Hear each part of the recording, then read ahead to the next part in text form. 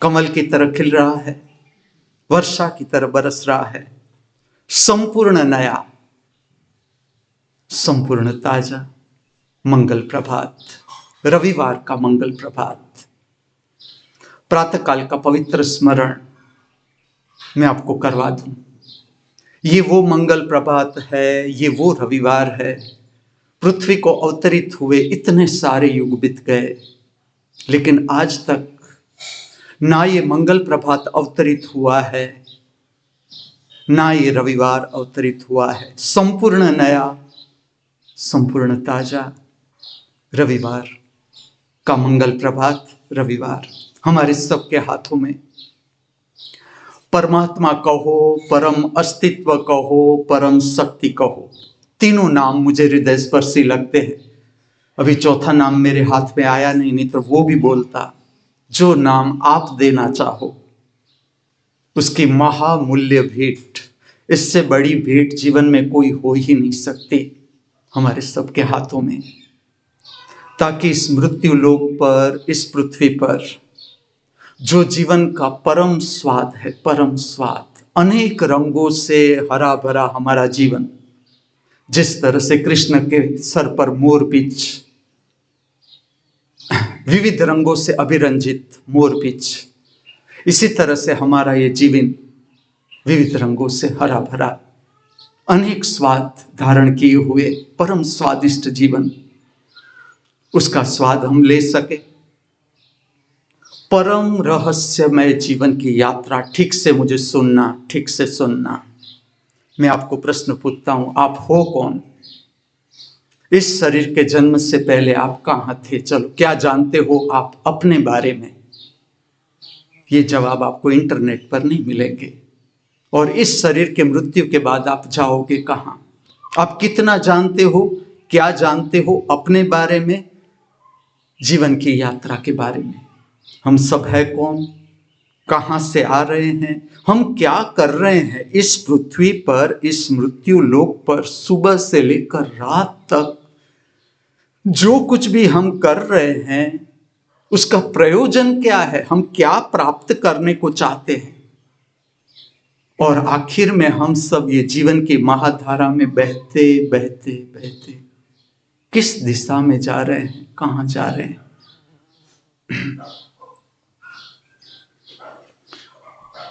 इस रहस्य को समझने का एक अवसर और, एक मौका और हम सब चुने गए। फिर से एक बार हमें अवसर दिया गया इस पृथ्वी पर, इस मृत्यु लोक पर, ताकि हम जीवन का परम स्वाद भी ले सके, रहस्यमय जीवन की यात्रा को भी समझ सके। आज के दिन का नाम रविवार, विश्राम। जब मैं छोटा था, मुझे रविवार बहुत प्यारा लगता था। स्कूल जाता था, ऑफिस में नौकरी करता था, मुझे ऐसा लगता था कि क्या पूरा जीवन रविवार नहीं हो सकता? और ये हृदय से प्रकट होता था, ऐसा नहीं कि मस्तिष्क से प्रकट होता था, हृदय से। इतना मेरा रविवार से प्रेम था, इतना विश्राम से प्रेम था। तो आज पूरा जीवन रविवार ही हो गया मेरा, जो मैं आपको भेंट कर रहा हूं कि जीवन का विश्राम इस तरह से प्राप्त हो जाता है। हर मनुष्य की अपनी जीवन यात्रा, इस पृथ्वी पर जितने भी मनुष्य है, अपनी सोच, अपनी यात्रा, अपना दृष्टिकोण। रविवार अर्थात विश्राम, दौड़ को समझने का दिन, दौड़ को। आज तक हम इतना दौड़े, इतना दौड़े, इतना पैसा कमाया, बंगला बन गया, गाड़ी आ गई, सब कुछ प्राप्त हो गया बहिर्जगत से, जो हम करना चाहते थे। अब मैं आपको पूछूंगा, हृदय में चैन कितना? चैन आपके जीवन में शांति कितनी? ठीक से अभ्यास करना है, ठीक से। क्योंकि हमारा जीवन खाली बाहर बाहर नहीं, मैं आपका दृष्टिकोण को विस्तार दे रहा हूं। क्या समृद्धि का अर्थ केवल रुपया पैसा? ये तो बहिर्जगत की समृद्धि हुई, बहिर्जगत की। रुपया कहो, पैसा कहो, हीरा कहो, माणिक कहो, मोती कहो, फ्लैट कहो, बंगला कहो, प्लॉट कहो, तो बहिर्जगत की संपदा हुई। तुमने भीतर से अपने भीतर के जगत की संपदा कितनी पाई? चलो मैं आपको पूछता हूं, कितनी पाई? और ये जवाब मुझे देने के लिए नहीं, ये जवाब, ये प्रश्न आपके दृष्टिकोण के विकास के लिए, कि अभी तक हम इतना जिए। आप 1 घंटे की शांत बैठक लगाकर देखना कि अभी मन कितना उत्पात कर रहा है, कितना उत्पात, कितनी शांति प्राप्त हुई, कितनी अशांति। अब छोटे बच्चों को देखना, वो शांत नहीं बैठ पाएंगे क्योंकि अभी परिपक्वता नहीं आई उतनी, अभी मन हावी है शरीर पर। ठीक से देखना छोटे बच्चों को कि जिस तरह से भीतर मन की शक्ति अराजक काम करेगी, उसी तरह से उसका शरीर काम करेगा। शरीर और मन अलग नहीं। लेकिन जैसे जैसे आप मन से ऊपर उठना शुरू करोगे, आपका शुरू हो गया, ये प्रक्रिया आपके जीवन में शुरू हो गई। मनुष्य का अर्थ ही है मन की यात्रा, और जहां मन है, मन का अर्थ है कहीं और पहुंचना है, कहीं और पहुंचना है। कुछ भी गलत नहीं, ये प्रकृतिगत। मैं आपकी समझ को विस्तार दे रहा हूं ताकि आप अपना जीवन ठीक से समझ सको, ठीक से समझ सको। जो शक्ति हमें प्राप्त है उसका हम सही दिशा में उपयोग कर सके। मेरा जो प्रयोजन है, दिव्यवाणी, पूरी की पूरी दिव्यवाणी है आपकी शक्ति को अंतर्मुख करने के लिए। अंतर्मुख, जो अस्त व्यस्त मन की शक्ति है, अस्त व्यस्त मन यहां दौड़ रही है, वहां दौड़ रही है, ये विचार आ रहा है, वो विचार आ रहा है, अंट संट भाव प्रकट हो रहे, अंट संट भाव। किसी के लिए ईर्ष्या, तिरस्कार, क्रोध, घृणा, इसको अंतर्गामी, इस शक्ति को अंतर्गामी करने की प्रक्रिया दिव्यवाणी प्रातःकाल में, ये प्रक्रिया प्रातःकाल में प्रकट की जाती है। और इसका विज्ञान है, पहले आप सुनो, इस वाणी को सुनो ताकि आपकी शक्ति अंतर्मुख हो जाए, आप अपना अंतर जगत समझ सको। ये प्रक्रिया आपको दर्शन की क्षमता प्रदान करती है, दर्शन की क्षमता, अंतर्दर्शन, ताकि आप भीतर के जगत का दर्शन कर सको। आप अपना मन समझ सको, आप अपना अंतर शरीर समझ सको, आप अपना भाव समझ सको, आप अपनी आत्मा को जान सको।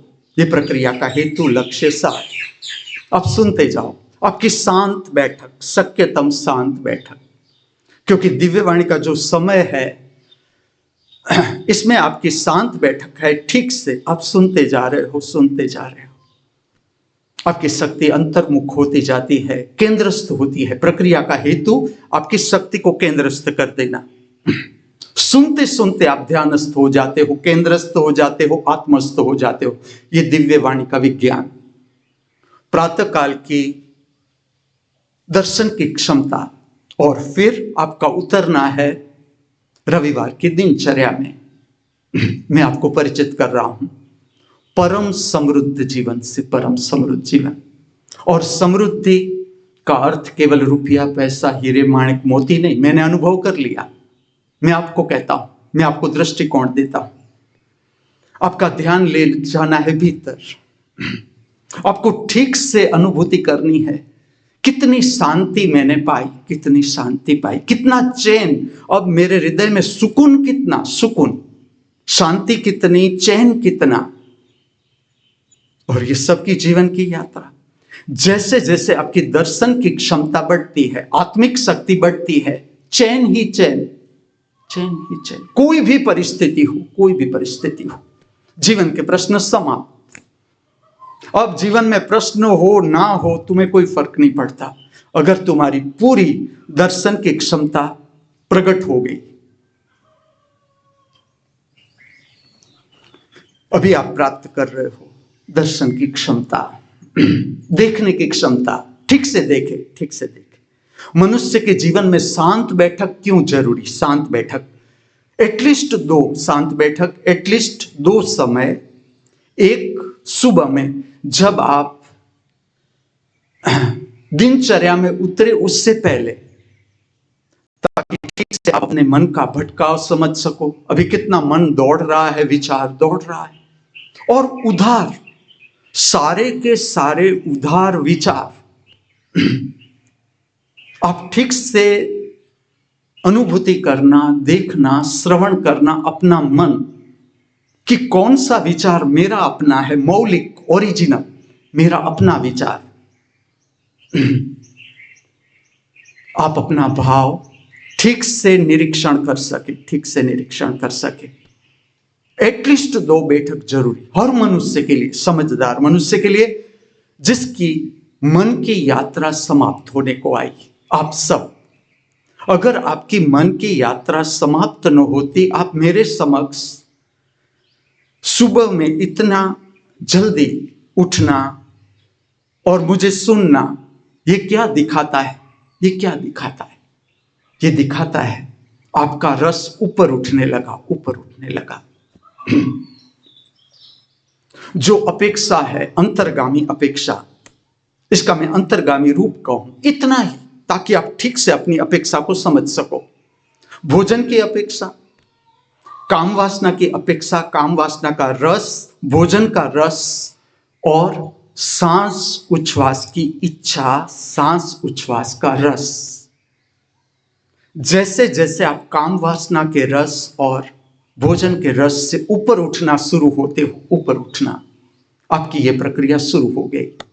नहीं तो आप बैठते ही नहीं मेरे समक्ष। आपके भीतर क्या अपेक्षा है? दिव्यवाणी में आप कुछ सुनना चाहते हो, आप कुछ प्राप्त करना चाहते हो कि आज की वाणी से मुझे क्या कुछ मिल सकता है। ये अपेक्षा क्या दिखा रही है?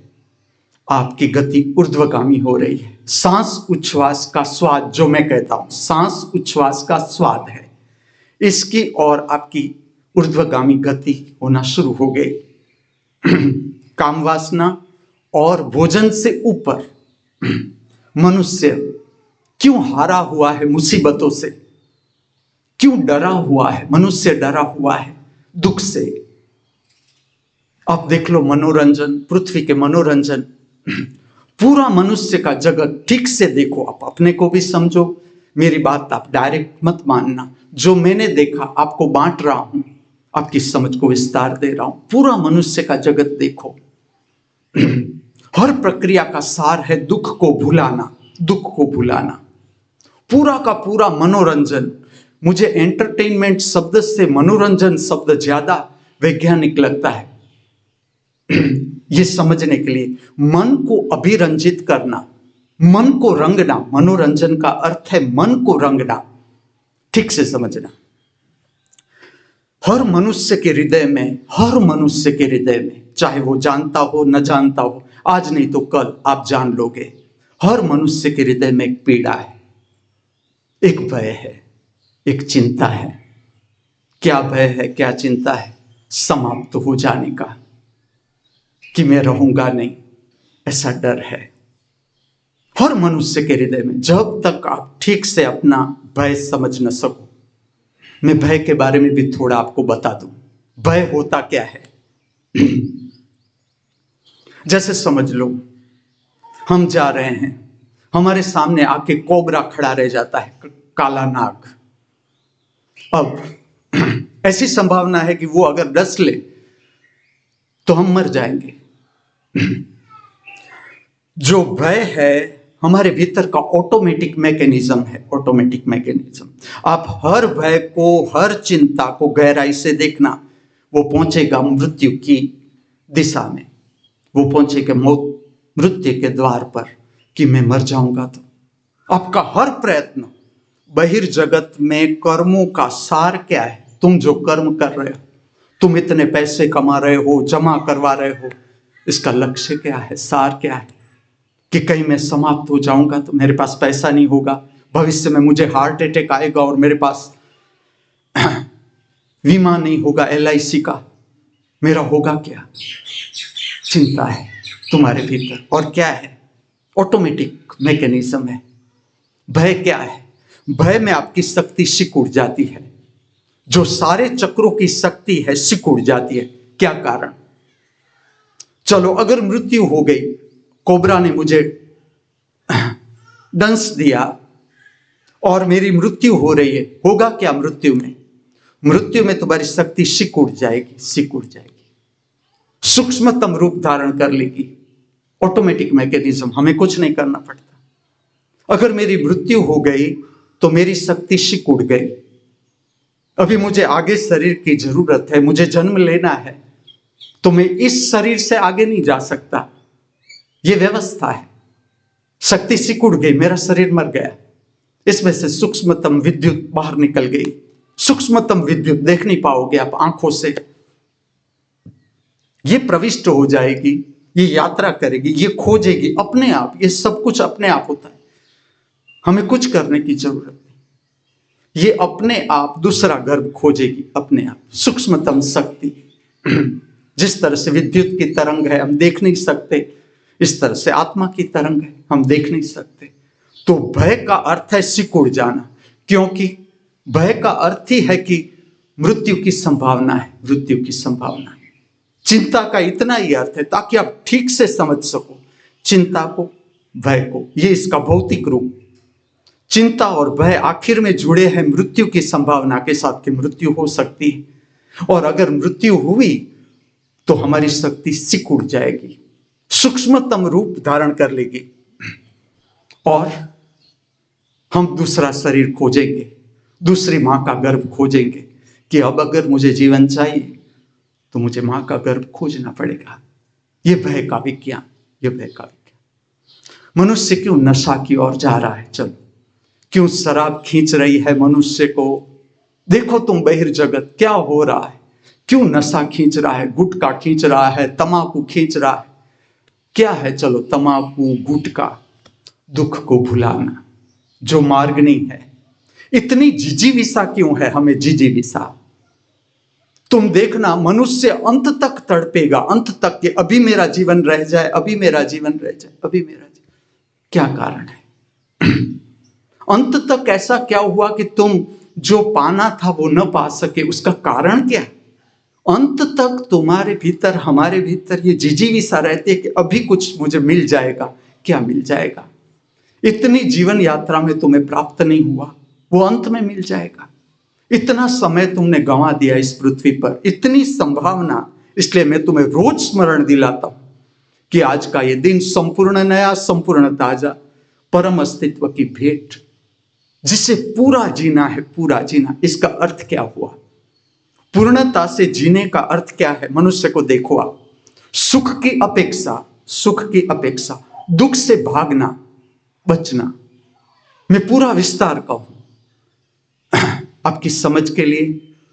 पूरा दुख का विस्तार है। दुख, पीड़ा, संताप, हताशा, निराशा, भय, चिंता, इसके साथ जुड़ा हुआ। इसके साथ ही ये दुख का ही भाग, अहंकार, क्रोध, घृणा, ईर्ष्या, तिरस्कार, अप्राकृतिक काम वासना की इच्छा। क्या है?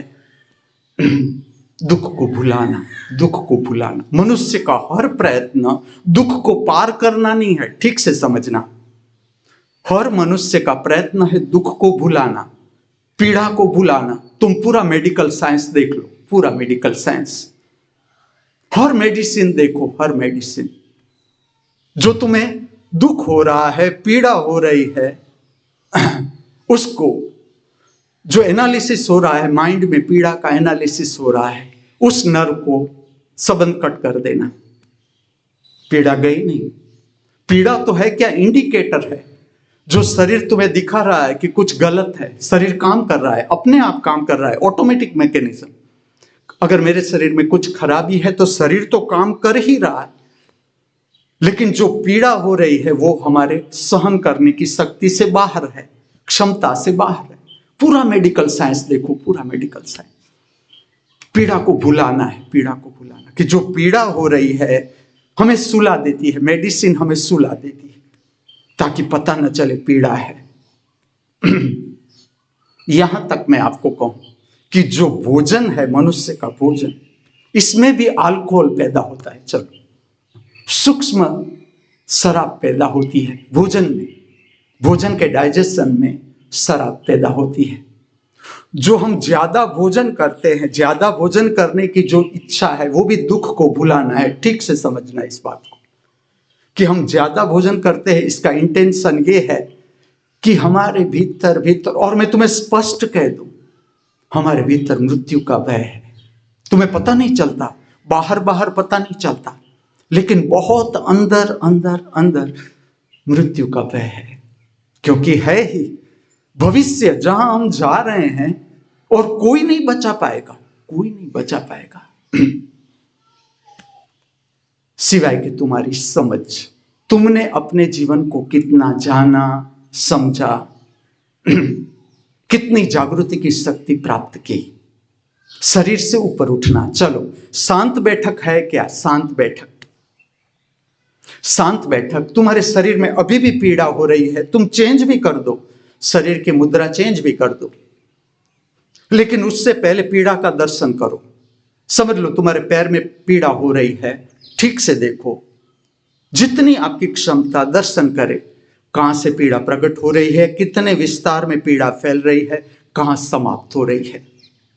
फिर चेंज करो। लेकिन शांत बैठक है क्या? शांत बैठक जो है वो शरीर से ऊपर उठाने की प्रक्रिया है। शांत आप कुछ नहीं कर रहे हो, आप कुछ नहीं कर रहे हो, आप शांत बैठे हो। ये प्रक्रिया आपको शरीर से ऊपर उठाती है। ये प्रक्रिया आपको मन का दर्शन करवाती है कि कितनी अशांति है। अगर आपके भीतर अशांति है, आप शांति से बैठ नहीं पाओगे। इसका असर आएगा आपके शरीर के ऊपर। आपका ध्यान यहां जाएगा, आपका ध्यान वहां जाएगा, ये देखोगे, वो देखोगे, खींच लेगा, कोई आपको खींच लेगा, क्योंकि अभी आपकी दर्शन की क्षमता प्रबल नहीं। अगर कोई व्यक्ति यहां से पसार हुआ, देखो छोटे बच्चे नहीं बैठ पाएंगे शांत, उसको आपका शांत बैठना है, नहीं बैठ पाएंगे, क्योंकि अभी इतनी परिपक्वता नहीं, दर्शन की क्षमता नहीं, आत्मिक शक्ति इतनी जगी नहीं, तो शांत नहीं बैठ पाएंगे। तो शांत बैठक है क्या? यह अंतर करेगी तुम्हारा और तुम्हारा मन। अगर ठीक से वैज्ञानिक रूप से इस प्रक्रिया को लिया गया, आध्यात्मिक विज्ञान, अगर ठीक से तुम सेंट्रलाइज हुए, ठीक से ध्यान रखना, या मन काम करेगा, मन काम करेगा। जैसे कि आप सेंट्रलाइज हो, इस तरह से मन आभा प्रकट करेगा। आभा, मन इस तरह से विचार प्रकट करेगा जैसे आप सेंट्रलाइज हो, पता चल जाएगा। अगर आप सेंट्रलाइज हो, आपको दुख छू नहीं सकता। अगर ठीक से आप सेंट्रलाइज हो, आप केंद्रस्थ हो, आत्मस्थ हो, आपके भीतर से फरियाद नहीं उठ सकती, ना व्यक्ति के प्रति, ना परिस्थिति के प्रति। आपको विषाद छू नहीं सकता अगर ठीक से सेंट्रलाइज हो। जीवन की कोई भी परिस्थिति हो, कोई भी परिस्थिति हो, आपको हिला नहीं सकती अगर ये कला आपके हाथ में आ गई। इसलिए सुबह जब आप जागो, सबको अपना समय खोजना है, सबको अपना समय, कि कुछ समय शांत बैठक के लिए, कुछ समय, ताकि आप ठीक से अभ्यास कर सको। आपका अंतर शरीर, आपका मन, आपका भाव शरीर, मूड। चलो मैं आपको कहता हूं, आपका ही मन है, आपका ही मन, अनेक बार कहूंगा मैं, अनेक बार, आप भूल जाओगे, आपका ही मन है। 10 बजे, एग्जैक्ट 10 बजे आपके मन में कौन सा विचार आएगा, कह सकते हो आप? 10 बजे आपके हृदय से कौन सा भाव जगेगा? और ऐसे अंट संट भाव कि जो हमें हिला देते हैं, जीवन को नष्ट कर देते हैं। मनुष्य आत्महत्या कर लेता है, आत्महत्या कर लेता है, अपने जीवन को नष्ट कर देता है। मनुष्य शराब में डूब जाता है, पूरा का पूरा जीवन नशा में डूब जाता है, पूरा का पूरा जीवन। चलो ठीक है, तुम भटक गए, ये भी जीवन की यात्रा है, अद्भुत यात्रा। भटकाव का भी मजा है, भटकाव से भी तुम ज्ञान प्राप्त कर सकते हो अगर ठीक से तुम्हारे हृदय में प्यास है ज्ञान की, समझ की। पूरा जीवन नशा में, पूरा जीवन। और कारण क्या? तुम दुख देख न पाए, तुम दुख पीड़ा सहन न कर पाए, तुम तुम्हारी जीवन की परिस्थिति से हिल गए। धर्म है किस लिए इस पृथ्वी पर? धर्म तुम्हें क्षमता देता है दर्शन की, कि परिस्थिति कोई भी हो, अगर तुमने सुख अनुभव किया तो दुख को भी अनुभव करो। और कैसा रहस्य है, अगर तुमने ठीक से जीवन को समझा तुम दुख का रस भी लोगे, सुख का रस भी लोगे, जो मैंने लिया मैं तुम्हें कहता हूं। मान का रस भी ले लोगे, मैंने लिया। अपमान का रस भी लोगे, मैंने लिया। पूरा अपमानित हो जाना, ये रस भी लिया। सम्मान भी मिला, ये रस भी लिया। जीत का मजा भी लिया मैंने, वो तुम्हें कह रहा हूं। हार का मजा भी लिया, उसका मजा भी लिया। तो जिजीविषा से तुम मुक्त हो जाओगे। जिजीविषा कि अभी जीवन में कुछ और चाहिए, अभी कुछ और चाहिए, अभी कुछ और। ये जो है, ये जो मनुष्य के हृदय में इच्छा रहती है कि अभी जीवन और चाहिए अभी, इसका इतना ही कारण है कि तुमने ठीक से जीवन को जिया नहीं, अधूरा जिया। सुख की इच्छा, दुख से बचना, और अंत तक तुम जीवन की समस्याओं को समझोगे कब? जीवन की समस्या प्रकट कहां से होती है? हमारे भीतर से, मन से। जिस दिन तुम्हारा मन समाप्त, समस्या समाप्त। जिस दिन तुम्हारा मन विलीन, उसी दिन, उसी क्षण जीवन की समस्याएं समाप्त। तुम संसार में देखना कि जो लोग वृद्ध हो गए, वृद्ध, इतना जीवन पार कर लिया, तुम उसके पास बैठना, शांति से बैठना, थोड़ा समय निकालना वृद्धों के लिए, ताकि तुम जाग जाओ। तुम ये भूल नहीं करना, तुम ये भूल न कर जाओ। वृद्धों के साथ बैठना, उससे पूछना तुमने क्या पाया। जैसे जैसे तुम उसके साथ बात करोगे तुम्हें पता चलेगा अभी फरियाद वहीं की वहीं रही, अभी अपेक्षा वहीं की वहीं रही, वहीं की वहीं, कोई फर्क न पड़ा। क्यों? क्योंकि सुख की अभिलाषा, अभिलाषा तुम्हारी धारणा, और धारणा से तुम सत्य प्राप्त नहीं कर सकते। सत्य प्राप्त करना परिणाम है। इसे कहा गया समाधि, समाधान, कि अब कोई प्रश्न न रहा, कोई प्रश्न। अगर तुम ठीक से जिए होते तो वृद्धत्व में तुम प्राप्त कर लेते समाधि। प्रौढ़ अवस्था में तुम्हारी क्षमता, तुम कितनी समझ के साथ आज के दिन को जी रहे हो, आज के दिन को कितनी समझ। और मैं कहता हूं प्रतिपल नया ताजा विकासमान जीवन, प्रतिपल तुम कितनी सूक्ष्मतम रूप से जीवन को अनुभव कर रहे हो, इसके ऊपर इसका आधार है। नहीं तो अंत तक फरियाद वहीं की वहीं रहेगी, कोई फर्क नहीं पड़ेगा। जो आज फरियाद है वो ही अंतिम क्षण में फरियाद रहेगी। अंतिम क्षण में फिर से तुम्हारा जन्म होगा और वहीं से यात्रा शुरू, वहीं से यात्रा, अधूरापन। जीवन को जो समझना है पूरा पूरा, जहां से हम भाग रहे हैं, सबको अपने भीतर देखना, सबको अपने भीतर कि मैं कहां से भाग रहा हूं, कौन सी जिम्मेवारी से मेरे भीतर बचने का भाव है, दुख पीड़ा संताप से भागने का भाव है। मैं कितना समझ रहा हूं मेरे जीवन के जो दुख है, समस्या है, जीवन की समस्याओं का उकेल हम कैसे पाएंगे, मैं बताता हूं। जितना आपका मन काम कर सके, मन के साथ काम लो, मन के साथ, कि जितना आपको लगता है कि ऐसा करना है, वैसा करना है, समस्या के पीछे ठीक से काम लो। जहां आपको लगे अब मेरा काम नहीं, तो आपके पास शांत बैठक लेने का सामर्थ्य होना चाहिए, सामर्थ्य। इसलिए रात को सोने से पहले भी आपकी शांत बैठक जरूरी, आपकी आत्मिक शक्ति को जगाने के लिए, दर्शन की क्षमता को बढ़ाने के लिए शांत बैठक जरूरी। और आप अपना अभ्यास करना कि सच में आपकी बैठक शांत है, सच में आपकी बैठक शांत है। दर्शन करना भीतर कि अभी भीतर कितना मन हिल डुल रहा है, हिल डुल रहा है। जितना मन हिल डुल रहा है आपका शरीर भी हिलेगा डुलेगा, कोई घबराने की बात नहीं। लेकिन आपको समझना पड़ेगा, आपको समझना पड़ेगा कि अभी मेरा मन भीतर इतना अराजक है। लेकिन तुम प्रोत्साहन मत देना। 1 घंटा अगर मिले, 1 घंटा मन को प्रोत्साहन नहीं, 1 घंटा मन से पृथक हो जाओ, शांत बैठक। जैसे अभी आप मेरे सामने बैठे हो, कुछ नहीं कर रहे हो, आप बैठे हो शांत, मुझे सुन रहे हो, और आपकी दिशा हो रही है अंतर्मुख। आपका जो मन आत्मा के साथ जुड़ा है, अंतर्मुखी मन, ये अभी प्रभावी है, ये अभी इसी क्षण। बहिर्गामी मन नहीं। अभी जो संसार के साथ जुड़ा हुआ आपका मन है वो प्रभावी नहीं है। मेरी पूरी की पूरी वाणी का लक्ष्य है आपकी शक्ति को अंतर्मुख कर देना। आप अपने अंतर जगत को जानो, भीतर के जगत को जानो। गीता का आगे का अध्याय है राज विद्या, जो मैं समझाने जा रहा हूं। ये पूर्व भूमिका है, ये पूर्व भूमिका इंट्रोडक्शन है। राज विद्या, राजगुह्य योग क्या अर्थ हुआ?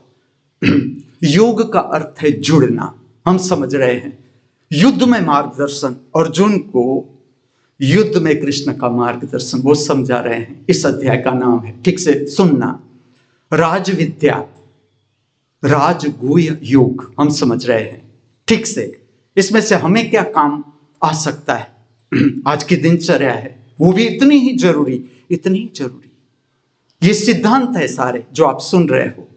और आज का दिन प्रैक्टिकल वर्क, कि हमारे जीवन में जो ये जीवन सिद्धांत है, दिखाए गए, बताए गए, उसमें से क्या काम आ सकता है? राज विद्या, राजगुह्य योग। योग का अर्थ है जोड़ना, संबंध प्रस्थापित करना। राज विद्या, कृष्ण के अर्जुन को यह समझा रहे हैं किस तरह से राज करना, राजपाट चलाना, पॉलिटिक्स कि किस तरह से राजपाट चलाना है। ये बता रहे हैं। नाम तो ऐसा है, राज विद्या का अर्थ है आधिपत्य, राज करना अर्थात आधिपत्य, किसी को डोमिनेट करना, किसी को, प्रजा को डोमिनेट करना। मैं आपका प्रधान, मैं आपका बड़ा प्रधान, तो आधिपत्य। लेकिन ठीक से देखना, भारत में कितना अद्भुत जाना होगा कि बाहर के पद को परम पद नहीं कहा गया, बाहर के पद को परम पद नहीं कहा गया। आध्यात्म में बाहर का कोई भी पद हो, बड़ा प्रधान का पद हो, कोई भी पद हो, बड़ा सा बड़ा पद हो, सेक्रेटरी का पद हो, यूनो के सेक्रेटरी हो, कोई भी पद हो, लेकिन आध्यात्मिक जगत जो जानता है उसे पता है ये परम पद नहीं है। क्यों ये परम पद नहीं है? क्या कमी है? कोई बड़ा प्रधान हो जाता है, पूरा देश उसके हाथ में, पूरी दुनिया हो सकती है। जो अगर शक्तिशाली देश का बड़ा प्रधान है, अमेरिका का जो बड़ा प्रधान है, तो पूरी दुनिया मानती है उसे, फिर भी उसे परम पद नहीं कहा जा सकता। हम समझते हैं क्यों नहीं कहा जा सकता? इतनी शक्ति उसके पास, जो चाहे वो कर दे। फिर भी आध्यात्मिक जगत, अंतर जगत है, जैसे आप जानते जाओगे आपको पता चलता जाएगा कि ये परम पद नहीं है। आप सब जान सकते हैं, एक टूटी फूटी झोंपड़ी में बैठा संत है, उसके पास कपड़े भी नहीं है पहनने को, ABCD भी नहीं आ रही, इंग्लिश बोलना नहीं आता है, फिर भी वो परम पद प्राप्त कर सकता है। उसके पास परम पद हो सकता है। आप उसके जीवन से देख सकते हो, इसने प्राप्त कर लिया परम पद। आपके भीतर प्रमाण है, आपके भीतर एक प्रमाण है, उसे पता चल जाता है कि इस व्यक्ति ने प्राप्त कर लिया परम पद। राजविद्या, राजविद्या का अर्थ ये बहिर्जगत की बात नहीं। कृष्ण पूरा आप अध्याय देखोगे, एक भी श्लोक ऐसा नहीं कि तू किस तरह से राजपाट करना। जब तू जीत जाए दुर्योधन के आगे, इस युद्ध में अगर तू जीत जाए, तेरे हाथ में अगर राज आ जाए, किस तरह से राज्य करना है, इसका मार्गदर्शन नहीं है ये। राजविद्या, विद्या का अर्थ क्या? विद्या की व्याख्या देखना। सा विद्या या विमुक्त, मैं ठीक से कर दूं इस व्याख्या को, विद्या कहो या कला कहो, अलौकिक विद्या, अलौकिक विद्या, इस लोक की विद्या नहीं, बहिर्गामी विद्या नहीं। बहिर्गामी विद्या का लक्ष्य क्या है? तुम देखो, मैं तुम्हें स्पष्ट कर दूं, जीवन निर्वाह, ताकि तुम अपना संसार ठीक से जी सको, अपना बंगला बना सको, गाड़ी खरीद सको। लक्ष्य क्या? कितनी बड़ी बड़ी डिग्री हो, कितनी बड़ी, मैं आपकी समझ को विस्तार दे रहा हूं, बड़ी से बड़ी यूनिवर्सिटी, लक्ष्य क्या? आखिर लक्ष्य क्या? जीवन निर्वाह, पैसा कमाना, ज्यादा से ज्यादा किस तरह से पैसा कमाया जा सकता है, कितनी संपत्ति हम खरीद सकते, ये लक्ष्य। ये बाहर की संपदा, बाहर के जीवन का लक्ष्य। इससे, इस विद्या से ये व्याख्या बैठेगी नहीं आप रह के देखो, आपसे जो रईस है सबको मौका मिलता है, आप रह के देखो रईस के साथ, जिसके पास गाड़ी है, बंगला है, संपदा है पूरी, हीरा माणिक मोती, कोई कमी नहीं, शादी में जितना खर्च करना चाहे, जितना डीजे बजाना चाहे, आप उसके साथ रहकर देखो, इसने पा लिया जो पाने जैसा है, इसने पा लिया। इसके जीवन में शांति कितनी, देखना मनुष्य के जीवन में शांति कितनी, सुकून, सुकून, विश्राम कितना। आपको पता चलेगा कि यहां ये सूत्र बैठेगा नहीं। सा विद्या या विमुक्ति का अर्थ है ऐसी कला, ऐसी विद्या जो जीवन के सर्व दुख, पीड़ा, संताप, हताशा, निराशा, भय, चिंता, इसके साथ जुड़ा हुआ क्रोध, घृणा, ईर्ष्या, तिरस्कार, अप्राकृतिक काम वासना की इच्छा, ये दुख का विस्तार, इससे जीव को मुक्त कराए, इससे जीव को जो मुक्त कराए वो ही सच्ची विद्या, वो ही जानने जैसी विद्या। बाकी की विद्या का हम करेंगे क्या? चलो मैं आपको एक प्रश्न पूछूं आपकी समझ के लिए। जब आपके जीवन की समाप्ति होगी, अंतिम क्षण मनुष्य का होता है, क्या काम आएगा? चलो तुम्हें काम क्या आएगा? तुमने वो विद्या प्राप्त कर ली, जो विद्या की व्याख्या है ये तुमने प्राप्त कर ली। सा विद्या या विमुक्त है, सर्व दुख से जो मुक्ति दिला दे, सर्व दुखों से मुक्ति दिला दे, ये विद्या तुमने प्राप्त कर ली। और जब तक तुम ये प्राप्त नहीं करते, तुम्हारे भीतर कुछ चुका चुका रहेगा, चुका चुका। तुम कितना ही दौड़ो बाहर, कितना ही दौड़ो, कितना ही इकट्ठा कर लो सब कुछ, लेकिन भीतर कुछ तुम्हें डंक देता रहेगा, डंक देता रहेगा। ये समझ है जीवन की। विद्या का अर्थ है जो सर्व दुख से मुक्ति दिला दे, अज्ञान से मुक्ति, अज्ञान से जो मुक्ति दिलाए, वही सच्ची सीखने जैसी विद्या, सीखने जैसी कला। और ये मैं तुम्हें क्यों कह रहा हूं? क्योंकि अब तुम उस पड़ाव पर आने लगे, उस पड़ाव पर मन के क्षेत्र से तुम ऊपर उठने लगे। नहीं तो तुम दिव्यवाणी सुनने नहीं बैठते, तुम मन समझ रहे हो, अपना मन समझ रहे हो, अपना अंतर जीवन समझ रहे हो। राज विद्या, किसके ऊपर राज करना है? चलो मैं तुमने जो तुम्हें प्रश्न पूछा, तुम्हारा ही मन है, तुम्हारा ही मन, 10 बजे कौन सा विचार आएगा तुम्हें क्या पता है? और मन अभी एक विचार, अभी दूसरा विचार, अभी तीसरा विचार, अभी चौथा विचार, कुछ पक्का नहीं, कुछ पक्का नहीं मन का। अभी एक बात कहता है, अभी दूसरी बात कहता है। ऐसे मन के पीछे हमारा पूरा जीवन बीत जाता है। तुम देखो मनुष्य को, मनुष्य का अंत देखो तुम। जब भी मौका मिले छोड़ना नहीं है, छोड़ना। क्योंकि कोई भूल करता है, तेजस्वी व्यक्ति को पता चल जाता है कि इस तरह चलने से खाई के सिवाय कुछ नहीं आएगा हाथ में। और जब समय है, जब शक्ति है, तब ये काम होगा। ऊपर उठना, ऊपर उठना, राज विद्या। ये बाहर की विद्या नहीं, ये बाहर का आधिपत्य नहीं, ये बाहर का पद नहीं। कब तक आपका मन अराजक है? कब तक? कब तक आपका भाव शरीर अराजक है? अराजक जो मानता नहीं। यहां तक मैं आपको कहूं, आपका शरीर आपके हाथ में नहीं, क्योंकि आप राजगादी पर विराजमान ही नहीं हुए। आपने अपने को जाना ही नहीं अभी तक, लेकिन अभी आप समझ रहे हो, अभी आप समझ रहे हो। जैसे आप समझ रहे हो, आपका मन शांत होता जाएगा, मन शांत होता जाएगा, आपका भाव शरीर शांत होता जाएगा। आपका मन आपके हाथ में, जिस तरह से कृष्ण के हाथ में सुदर्शन चक्र क्या दिखाता है? सुदर्शन चक्र इज नॉट द इंस्ट्रूमेंट। तुम देखो वर्तुलाकार है, सुदर्शन चक्र वर्तुलाकार है। तुम्हारी वर्तुलाकार वृत्ति है। क्रोध आया, फिर प्रेम आया, फिर क्रोध आया, फिर प्रेम आया। पाप किया, फिर पछतावा हुआ, फिर वही पाप, फिर पछतावा, फिर वही पाप। वर्तुलाकार वृत्ति में घूमता है मनुष्य की शक्ति। और ये भी कुछ गलत नहीं, ये प्रकृतिगत है, प्रकृतिगत, मन की प्रकृति, मन की प्रकृति। यहां पर जीवन समाप्त नहीं होता। मैं इतना ही तुम्हें कहना चाहता हूं, इतना ही कि यहां मन से जो तुम प्राप्त करना चाहते हो वो नहीं मिल सकता। तुम करते जाओ, बहिर्जगत की जीवन की यात्रा तुम प्राप्त करो, जीवन के सब सुख तुम भोग लो, सब सुख। फिर मुझे याद करना शांत बैठ के कि अब कितनी शांति भीतर। जो एंटरटेनमेंट तुम करना चाहते हो, मनोरंजन, तुम यहां चले गए, वहां चले गए, जितने भी भोजन है उसके स्वाद, इस होटल में गए, 5 स्टार होटल में, 7 स्टार, 10 स्टार हो गया।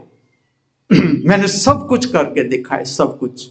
मैं तुम्हें रीत भी बताऊंगा कि दौड़ में ही पूरा जीवन नहीं बिताना है, दौड़ में कुछ दौड़, फिर कुछ अंतर्मुख जीवन, शांत हो जाना है, शांत, कि मुझे ठीक से पता चले कि मेरी अपनी क्या अपेक्षा है, अपनी।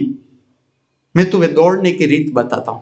जब भी, जैसे कि आज का रविवार विश्राम का दिन है, तो विश्राम है स्वयं को जानना कि मेरा अपना क्या पाने का भाव है। रुपया है तो है, लेकिन स्पष्ट कि अभी मुझे रुपया कमाना है, अभी मुझे बंगला बनाना है, अभी मुझे डॉलर कमाना है, अमेरिका जाना है। लेकिन ये आपको पता होना चाहिए कि ये मेरी इच्छा है और इसके पीछे मैं दौड़ रहा हूं। कुछ दौड़, और कहां पर अंतर्मुख हो जाना है। ये बाहर की दौड़ हुई, कहां पर अंतर्मुख हो जाना है कि बस अब दौड़ना नहीं है, अब मैं थोड़ा समय, 4 महीना में दौड़ूंगा नहीं, मैं मेरा अभ्यास करूंगा कि मेरी अभी क्या इच्छा है। और 4 महीना ठीक से आप अपना अभ्यास करो। ये मैं ऐसा नहीं कहता कि 4 ही महीना, ये आपके ऊपर, मैं आपको दृष्टिकोण दे रहा हूं, दृष्टिकोण कि आपको लगे कि बस अब कुछ समय मुझे मेरा जीवन, अंतर्मुख जीवन को जानना है कि मेरी अपनी निजी अपेक्षा क्या है, क्या प्राप्त करना है मुझे, जो मेरे भीतर से उठ रही है। धीरे धीरे धीरे आप अपने अपेक्षा को ठीक से जानोगे, ठीक से, कि ये उधार अपेक्षा नहीं है, उधार। जैसे कि मैं आपको कहूं, मेरी दिव्य वाणी में कहूं, अगर आपको समझाने के लिए, ये मेरी अपेक्षा है, लेकिन ये कैसी अपेक्षा है मैं आपको बताऊं कि अगर ये समाप्त ना हुई, ये पूरी ना हुई, तो भी मुझे कोई फर्क नहीं पड़ता, मुझे कोई निराशा नहीं आएगी कि मुझे तो जो ये गीता थी मुझे आपके समक्ष कहनी थी, अध्याय कहना था, कोई दुख नहीं होगा। मैं कहूं कि मुझे बांसुरी पर यह गीत बजाना है, अगर मैं ना बजा सका और अगर मुझे दुख हुआ, तो मैं तुम्हें कहूंगा कि ये दुख हुआ तो ये मेरे भीतर भीतर ऐसी अपेक्षा थी मेरे हृदय में, जो मैं देखना चूक गया था, तो ही मुझे दुख होगा। मैं तुम्हें ऐसे जीवन से परिचित करता हूं। चलो, मैं तुम्हारे सामने दिव्य वाणी प्रकट करता हूं, फिर मैं तुम्हें कहता हूं कि आज बांसुरी पर मैं गीत बजाऊंगा, अपेक्षा। लेकिन ये वो अपेक्षा है जो अगर पूरी भी ना हुई, मुझे कोई फर्क नहीं पड़ता, कुछ कोई फर्क नहीं। अगर कृष्ण है अर्जुन के साथ, अर्जुन जीता तो भी कृष्ण को क्या लेना देना, अगर अर्जुन हारा तो भी कृष्ण को क्या लेना देना। वो तो अपेक्षा से मुक्त है, फिर भी वो अर्जुन को कहते हैं कि तुझे युद्ध करना है, स्थित प्रज्ञ अवस्था भी प्राप्त करो और युद्ध भी करो। राज विद्या, राज गुह्य योग, राज का अर्थ है आधिपत्य, आधिपत्य, लेकिन बाहर नहीं। राज विद्या का अर्थ है आधिपत्य प्राप्त करने की कला, समझना। राज विद्या का अर्थ है आधिपत्य, अर्थात तुम सम्राट, मैं सरल भाषा में कहूं, तुम सम्राट, आधिपत्य प्राप्त करने की कला। लेकिन दूसरा शब्द जुड़ता है राज गुह्य, गुह्य का अर्थ है इंटरनल, अंतर्मुखी, अंतर्मुखी राज्य, अंतर्मुखी राज्य, जिससे आप अपरिचित हो, अपरिचित हो। किस लिए मैं कहूं अपरिचित हो? क्योंकि जीवन की समस्या आएगी, आप हिल जाओगे, तो आप अपरिचित हो। एक छोटा सा विचार आपको हिला देगा, छोटा सा विचार आपको क्रोध पैदा कर देगा, चलो आप क्रोध करोगे, इसका अर्थ है अभी आप आधिपत्य नहीं जानते हो, क्रोध के ऊपर आपका विजय नहीं है, क्रोध, घृणा, ईर्ष्या, तिरस्कार के ऊपर आपका विजय नहीं। राज विद्या, राज गुह्य योग का अर्थ है भीतर के सम्राट, जो मैं आपको अनेक बार कहता हूं, अनेक बार, कि हर व्यक्ति के पास अपना अंतर जगत, अंतर जगत, और हर व्यक्ति सम्राट। चलो मैं तुम्हें कहता हूं, अगर तुम ठीक से समझो, हर व्यक्ति अपने अंतर जगत का सम्राट, इसका अर्थ क्या हुआ? इसका अर्थ हुआ, मैं स्पष्ट कर दूं, तुम्हारी सिस्टम तुम्हारे हाथों में, तुम्हारा बॉडी, तुम्हारा शरीर तुम्हारे हाथों में। तुम चाहो उस दिशा में शरीर का उपयोग करो, तुम चाहो उस दिशा में। और कैसा रहस्य, जैसे जैसे तुम्हारी शक्ति ऊर्ध्वगामी होती है, जैसे जैसे तुम तुम्हारे केंद्र की ओर आते हो, राज विद्या, राज गुह्य योग, देखो कैसा परिणाम, तुम गलत उपयोग कर ही नहीं सकते। कोई तुम्हें कहने वाला नहीं, ना कोई तुम्हें रोकने वाला है। तुम शरीर का, मैंने जो जाना मैं तुम्हें अनुभव कहता हूं, तुम शरीर का गलत दिशा में उपयोग कर ही नहीं सकते। अगर ठीक से तुम सेंट्रलाइज हुए, तुम सम्राट हो गए, अपने राज्य के सम्राट हो जाना परम पद। बाहर का वड़ा प्रधान परम पद नहीं, लोगों के ऊपर आधारित है। बाहर के वड़ा प्रधान का पद लोगों के ऊपर आधारित है। चुनाव के बाद मिलना, आप जीतने वाले प्रधानमंत्री को भी देखना, हारने वाले प्रधानमंत्री को भी देखना क्योंकि परम पद उसे नहीं कहा जाता। परम पद कोई आधारित नहीं है, किसी के ऊपर आधारित नहीं है, वो तो स्वयं वो है, स्वयं वो है। इसलिए तो इसका इतना महत्व में है, इसका इतना महत्व है कि जब तुम अपना अंतर जगत जानते हो, जब तुम चार्ज लेते हो, सिंहासन का चार्ज, ये सिंहासन भीतर का सिंहासन, फिर कोई तुम्हें माने न माने, कोई तुम्हें झुके ना झुके, मान दे सम्मान दे अपमान करे, तुम्हें कोई फर्क नहीं पड़ता। तुम्हारे पास आ गया तुम्हारा साम्राज्य। राजविद्या, राजगुह्य योग का अर्थ है तुम्हारा साम्राज्य तुम्हारे हाथ में। चलो फिर क्या चाहिए तुम्हें, तुम्हारा साम्राज्य, साम्राज्य, पूरा अंतर शरीर, पूरा अंतर शरीर तुम्हारे हाथ में, तुम्हारा मन तुम्हारे हाथ में, जो तुम्हें भटका रहा है, तुम्हें कभी यहां ले जा रहा है, कभी वहां ले जा रहा है, तुम्हारा ही मन अब तुम्हारे हाथ में। जिस तरह से कृष्ण के हाथ में सुदर्शन चक्र, विष्णु के हाथ में सुदर्शन चक्र, अब मन कृष्ण को भटका नहीं सकता, अब मन विष्णु को भटका नहीं सकता, अपेक्षा विष्णु को दौड़ा नहीं सकती। वो अगर 7 मुख वाले नाग के सैया में सोए हुए है आराम से, तो अब मन उसे भटका नहीं सकता। उसके हाथ में आ गई वृत्ति, उसने जान लिया, प्रयोग करके इच्छाओं के पीछे दौड़ते दौड़ते दौड़ते सजागता प्राप्त हो गई कि अब मैं जो दौड़ रहा हूं, ठीक से स्पष्ट करना। अभी ही तुम तुम्हारे जीवन की इच्छा को स्पष्ट कर देना कि ये मेरे जीवन की इच्छा है, जो मैंने किया है। तुम्हें मार्ग बताता हूं कि जो जीवन की इच्छा है स्पष्ट करो, दौड़ो, उसके पीछे पूरा दौड़ो। मैं पूरा दौड़ा। एक ही विचार आया, ऑफिसर क्या होता है सचिवालय का, मैं बन ही गया सचिवालय का ऑफिसर, होकर ही आया, होकर ही पता चल गया। उसके आगे भी मुझे पद मिल सकता था, मैं नहीं गया। क्यों? पता चल गया कि बस इसमें आगे कुछ, अब जीवन का समय इसमें नहीं देना है, क्योंकि मैंने अंतर जगत को भी जाना कि इतना सुंदर जगत मेरे पास है, तो मैं क्यों समय बिगाड़ूं यहां वहां भटकने में। राजविद्या, अपने अंतर शरीर का आधिपत्य, अंतर शरीर का आधिपत्य कृष्ण दिखा रहे हैं अर्जुन को कि पहले आप अंतर शरीर का आधिपत्य प्राप्त करो। राजविद्या, राजगुह्य योग, अर्थात भीतर के जगत का आधिपत्य प्राप्त करो। आपका मन आधिपत्य का अर्थ है मन के हाथ में आप नहीं।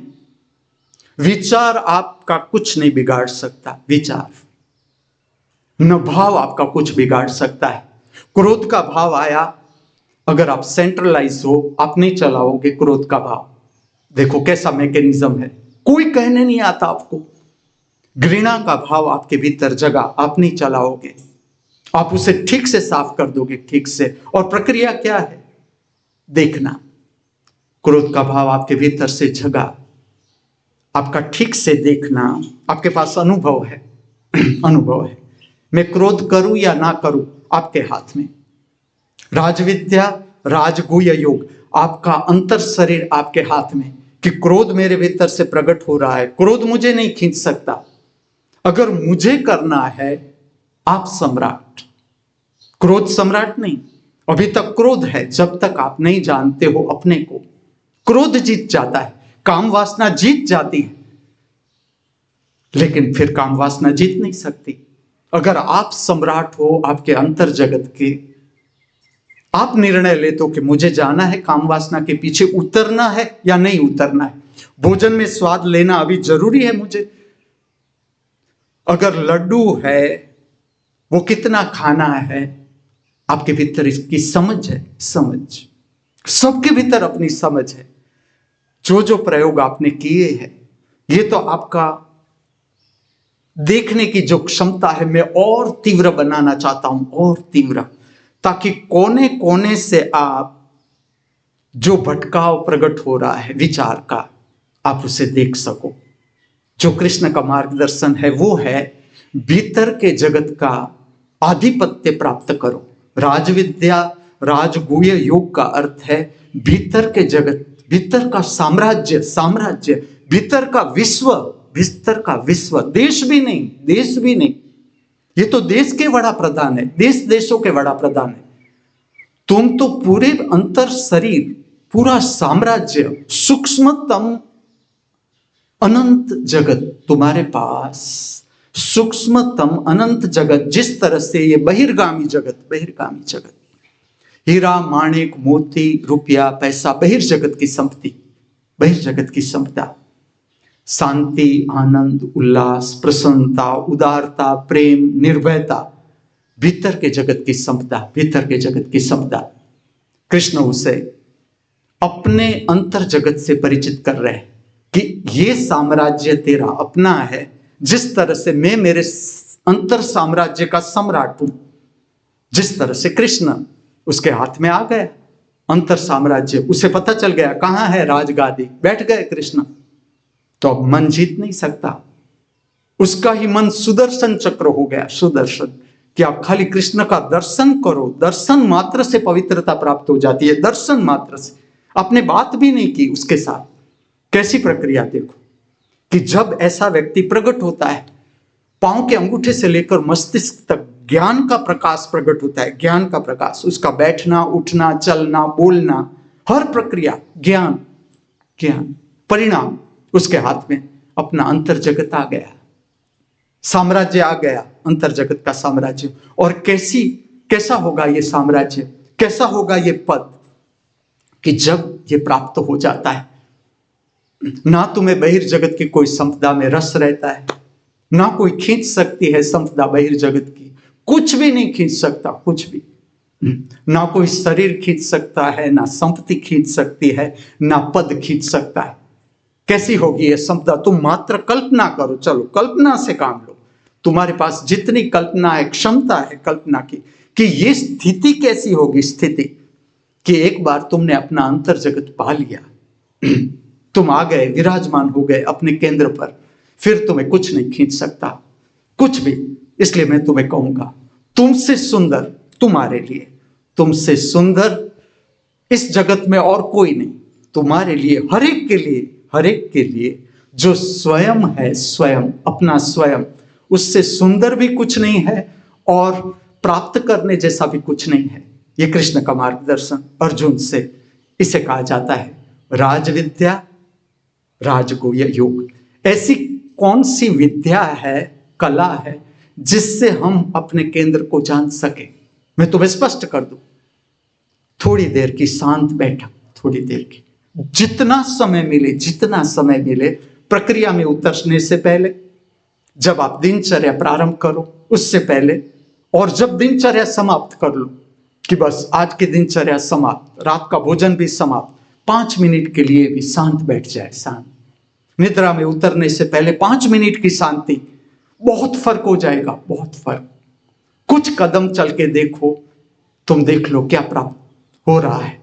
और ये सबके साथ घटता है, सबके साथ, कि तुम्हारा अपना ही अंतर जगत है। दिया किस लिए परमात्मा ने सबको अंतर जगत, इसलिए कि जीवन जो है, जीवन की महासमृद्धि तुम धारण किए हुए हो, धारण किए हुए। तुम खोलो अपना खजाना और देखो कि तुम जब भीतर शांति प्राप्त कर लेते हो, भीतर का आनंद, न बाहर का रुपया तुम्हें आकर्षित कर सकता है, ना मनोरंजन आकर्षित कर सकता है, ना पैसा, हीरा माणिक मोती, बाहर के पद, वड़ा प्रधान का पद भी दिया जाए तुम नहीं लोगे, ना दिया जाए तो भी कि ना ये तुम ही रखो, मेरे पास तो इतना बड़ा पद है। उसे कहा जाता है परम पद, जो किसी पर आधारित नहीं। इसमें वोटिंग जरूरी नहीं कि पूरा जगत मुझे वोट दे तब मैं परम पद प्राप्त करूं। परम पद मैंने मुझे जाना, जितना जाना उतना परम पद मेरे हाथ में, उतना साम्राज्य मेरे हाथ में, उतना आधिपत्य मेरे हाथ में। उसे कहा जाता है राजविद्या, राजगुह्य योग। और ध्यानस्थ होने की मुख्य दो प्रक्रिया, मुख्य दो, एक है आपकी सांस उच्छ्वास को देखना, आती हुई सांस ठहरती है, जाती हुई उच्छ्वास, और जैसे जैसे आपके विचार शांत होते जाते हैं, ये प्रक्रिया आप आराम से देख सकते हो, क्योंकि इसका स्वाद है। हर सांस नया स्वाद प्रकट करती है आपके भीतर, हर उच्छ्वास भी स्वाद देकर जाती है, हर उच्छ्वास भी। सांस तो स्वाद लेकर प्रकट होती ही है, और ये बातें भी तुम अपने प्रयोग के बिना मानना नहीं, लेकिन प्रयोग करना, प्रयोग तो करोगे तब पता चलेगा ना कि मेरी बात सही है कि गलत है। सांस भी स्वाद लेकर आती है, उच्छ्वास भी स्वाद छोड़कर जाती है। चलो कैसी प्रक्रिया होगी, एक ये प्रक्रिया है। दूसरी है तीसरे नेत्र पर ध्यान को केंद्रित कर देना, ये भी करना है, ये भी करना है। तीसरा नेत्र अर्थात दो भ्रमर के बीच, जहां से हम तिलक का प्रारंभ करते हैं। ये प्रक्रिया क्या दिखाती है, त्रिनेत्र से नीचे का जो शरीर है जितना शांत तभी आपकी शक्ति त्रिनेत्र पर टिकती है, नहीं तो जो नीचे की शक्ति है आपको खींच जाएगी। ये भी प्रयोग करके देखना कि ये कला है, किस तरह से त्रिनेत्र पर रहा जाता है, किस तरह से सांस उच्छ्वास का दर्शन किया जा सकता है। कल का जो होमवर्क है, यहां पर मैं इस अध्याय को समाप्त करता हूं। कल का होमवर्क है, ना आपको किताब पढ़नी है, ना कहीं कोई इंफॉर्मेशन लेने की कोई चिंता है, फिर भी होमवर्क है।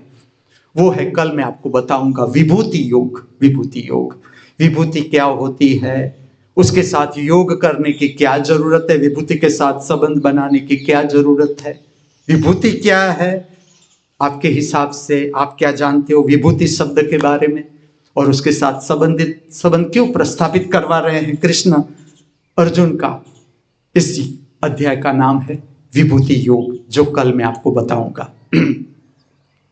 और आज का दिन, मैं आज का दिन ऐसा भी नहीं कहूंगा, आज के दिन का उत्सव, मैं तुम्हें महासमृद्ध जीवन देना चाहता हूं। प्रतिपल उत्सव में, प्रतिपल उत्साह सबर, प्रतिपल उत्सव में। चलो मेरे एक कान काम नहीं कर रहा है, घुटनों में दर्द है, और कल जो बाटी बनाई थी मुकेश बाड़मेरिया ने, बाटी ऐसी थी कि फिर वही मेरा हाल हुआ। मैंने उसे कहा था बेटा तू मेरा शिष्य है, कुछ तो गुरु का मान, कुछ तो गुरु। ऐसी बाटी तो बना कि मैं उसका अंतर शरीर देख सकूं, अंतर, लेकिन मुझसे टूटी ही नहीं। और मेरा सेवक जो है काल भैरव, वो मुझसे नाराज था। मैंने कहा बेटा तोड़ देगा, वो कहता है नहीं तोड़ूंगा। क्योंकि कल ऐसा हुआ, मैंने उसे कहा था बेटा देखो अभी मैं गायों के पास जा नहीं सकता, तो मैंने मेरे दो शिष्यों को काम दिया था, राजू और मुकेश बाड़मेरिया को, कि आप जाओ वहां और बांसुरी बजाओ गायों के बीच। आप जानते हो बांसुरी गायों के बीच बजा के देखो क्या अनुभव होता है, किस तरह का अनुभव होता है।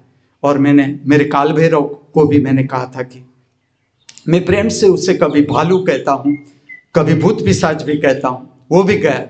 अब हुआ क्या, वो बछड़ों के बीच बैठ जाता है उसके साथ खेलने के लिए, बहुत अच्छा खेलता है, तुम्हें पता ही नहीं चलता कि वो गया कहाँ, काल भैरव गया कहाँ, बछड़ा ही हो जाता है, बछड़ों के साथ बछड़ा हो जाता है। अब एक गाय ने क्या किया, उसकी लंबी चोटी है, उसने पीछे से चबा ली उसकी चोटी, तो उसके सर में घाव हो गया, घाव हो गया।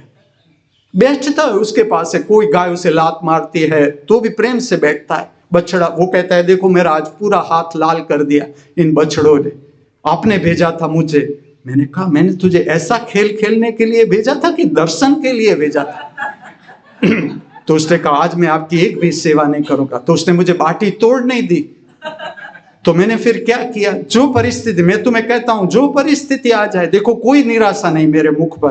कल मैं बाटी खा नहीं सका, तो मैंने बाटी के ऊपर की जो दाढ़ है वो मेरी जीभ से चाट ली, चूरमा खा लिया, चूरमा, इससे पेट भर गया। बाटी को पीछे रख दिया, फिर से रख दिया, और प्रार्थना की कि कभी तो मेरे शिष्य के हृदय में प्रेम होगा। तो उसने कहा हाँ, गुरु पूर्णिमा को मैं ऐसी बाटी बनाऊंगा, इसमें थोड़ी सोडा भी डालूंगा और बाटी थोड़ी हल्की हो जाएगी, तो फिर आप तोड़ के खा सकोगे। जीवन का उत्साह, उत्सव। दिव्य वाणी के बाद मैं प्रकट करूंगा बांसुरी पर एक रचना। 40 मिनट प्रैक्टिस करूंगा मेरे महामृत्यु के साथ। एक शिष्य का नाम मैंने दिया महामृत्यु, वो मेरे साथ तबले पर, और मैं रचना प्रकट करूंगा। हे शिव शंकर, हे करुणाकर, परमानंद महेश्वर, मेरे भीतर तुम गाते हो, सुन लो तुम अपना ये स्वर। हे शिव शंकर। राजन मिश्रा का गाया हुआ, फिल्म का नाम सुर संगम। संगीतकार लक्ष्मीकांत प्यारेलाल, गीतकार आनंद बख्शी। कोई भी शरीर में नहीं रहा, कोई भी शरीर में नहीं, लेकिन ये मेरा अहोभाव कि इतनी सुंदर रचना, इतनी सुंदर कविता, इसको इतना सुंदर तरीके से स्वरबद्ध करना, उसको मैं प्रकट करूंगा बांसुरी पर।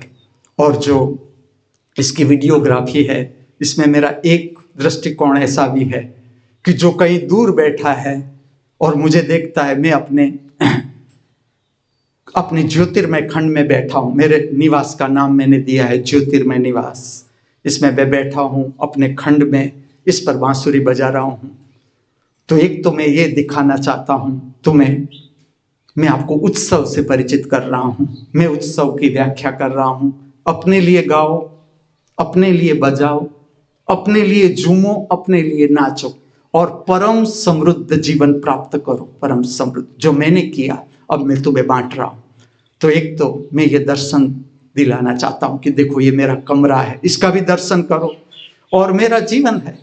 जिस तरह से हम भोजन लेते हैं, बातें करते हैं, इस तरह से इस कैल की बांसुरी पर, मारवा राग पर आधारित ये रचना प्रकट करूंगा। तो इसमें आप मेरा कमरा भी दर्शन कर सकते हो, जहां पर मैं ठहरा हूं अभी, और इसकी सुंदरता को भी आप दर्शन कर सकते हो, और बांसुरी भी सुन सकते हो। ये मेरा दृष्टिकोण। फिर शाम को आपके बीच आऊंगा, आप सबको ले जाऊंगा सांध्य समय की स्वास्थ्य पूजा में। 2.5 किलोमीटर का मेरा राउंड, उतना लगाऊंगा आपके साथ। फिर मैं झूले पर बैठ जाऊंगा, आप सबके भीतर परमात्मा का दर्शन करूंगा, प्रणाम करूंगा। आप सबके भीतर उपस्थित दृष्टा स्वरूप परमात्मा को मैं प्रणाम करता हूँ, प्रणाम करूंगा, आपके भीतर दर्शन करूंगा परमात्मा का। फिर सांध्य समय का मेरा स्नान, कुछ योगासन, और रात्रि को खिचड़ी, कढ़ी, रोटी, छाछ, और फिर निद्रा का उत्सव, जिसे मैं कहता हूं निद्रा दर्शन। कृष्ण इसे कहते हैं निद्रा समाधि स्थिति। अब हम सब प्रवेश कर रहे हैं शांति मंत्र में। मैं आप सबको निमंत्रित करूंगा, मेरे साथ जुड़े, हम सब मिलकर प्रातः काल में शांति मंत्र का आनंद ले, शांति प्राप्त करें। आपकी रीढ़ सिद्धि, चेहरा सीधा, आंखें हल्की सी बंद, हल्की सी बंद, मेरे साथ प्रकट करें शांति मंत्र।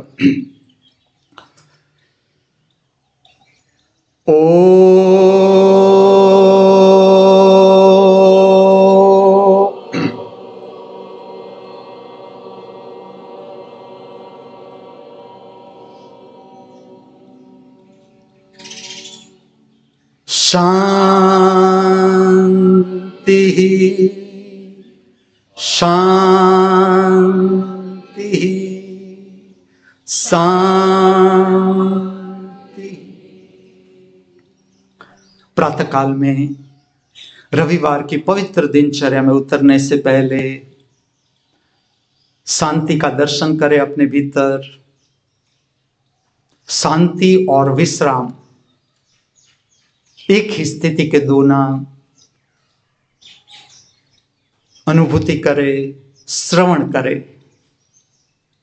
शरीर के तल की शांति, शरीर के तल का विश्राम प्राप्त करे। आज के दिनचर्या में उतरने से पहले मूड के तल की शांति, मूड के तल का विश्राम, सुकून प्राप्त करे, दर्शन करे। मन के तल की शांति, मन के तल का विश्राम, सुकून श्रवण करे, ठीक से अनुभूति करे। शांति विश्राम बढ़ता ही चला जाएगा। मैं मेरे जीवन के अनुभव से कहता हूं, शांति का सोर्स आप स्वयं, महाशांति का सोर्स आप स्वयं। यह अवसर न खोए, ठीक से अनुभूति करे भीतर का जगत, अपने साम्राज्य को जाने, अंतर साम्राज्य को जाने, आपकी सम्राट स्थिति को पहचाने, सम्राट स्थिति को पहचाने, अंतर जगत की समृद्धि को प्राप्त करे। महासमृद्धि, महासमृद्धि, असीम, असीम। शांति मंत्र का अर्थघटन केवल पूर्ण श्रवण करे, दर्शन करे, अनुभूति करे। हमारे नाभि केंद्र मणिपुर चक्र की सारी विकसित अशुद्ध अप्राकृतिक संवेदनाएं शुद्ध हो, शांत हो, प्राकृतिक हो। हमारे मूलाधार चक्र काम केंद्र की सारी विकसित अशुद्ध अप्राकृतिक संवेदनाएं शुद्ध हो, शांत हो, प्राकृतिक हो।